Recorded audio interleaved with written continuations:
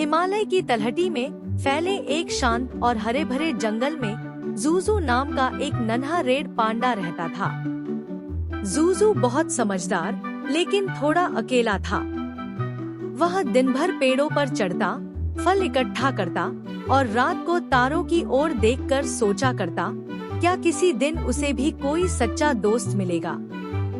एक दिन सुबह जब ओस की बूंदें पत्तियों पर चमक रही थी, जूजू को झाड़ियों के पीछे से एक धीमी सी सिसकी सुनाई दी।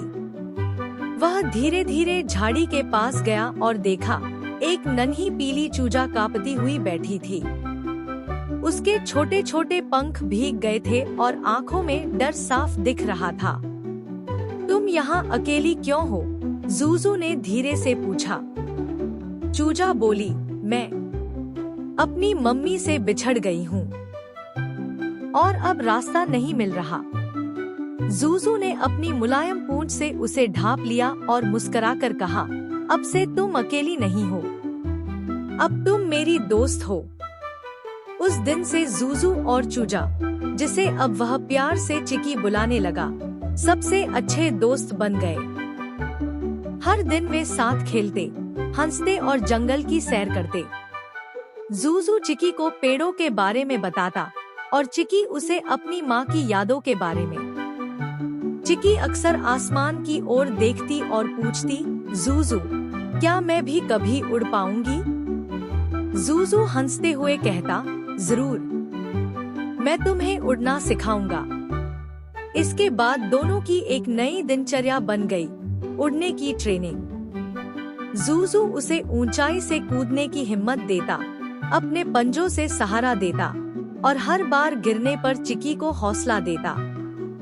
चिकी गिरती, थकती, लेकिन कभी हार नहीं मानती। फिर एक दिन आसमान अचानक गहराने लगा। हवा तेज हो गई और आसमान में काले बादल घिर आए। पेड़ों की शाखाएं हिलने लगी। जंगल में तूफान आ गया।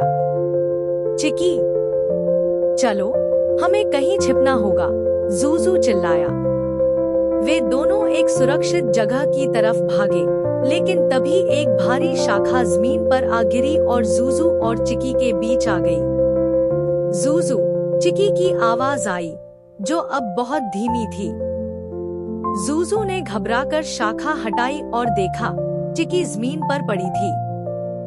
वह घायल थी। उसके छोटे पंख टूट गए थे।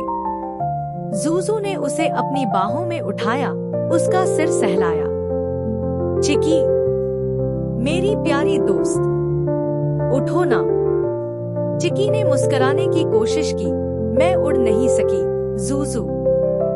जूजू की आंखें भर आईं। उसने कांपते हुए कहा, नहीं चिकी, तुमने कोशिश की, तुमने कभी हार नहीं मानी।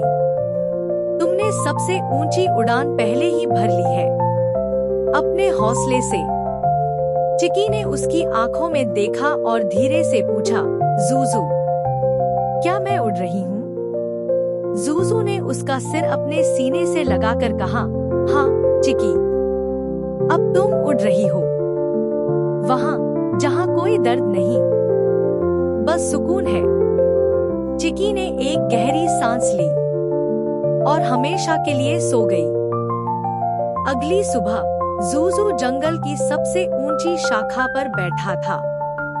उसकी गोद में एक नन्हा पीला पंख था, चिकी की याद। उसने आसमान की ओर देखा। सूरज की किरणें बादलों को छू रही थी और वहाँ बादलों के बीच उसे एक आकृति दिखी, एक नन्ही चूजा पंख फैलाए उड़ रही थी। जूजू की आंखों में आंसू थे, लेकिन चेहरे पर मुस्कान भी। उड़ो चिकी, उड़ो, जहाँ सिर्फ प्यार है।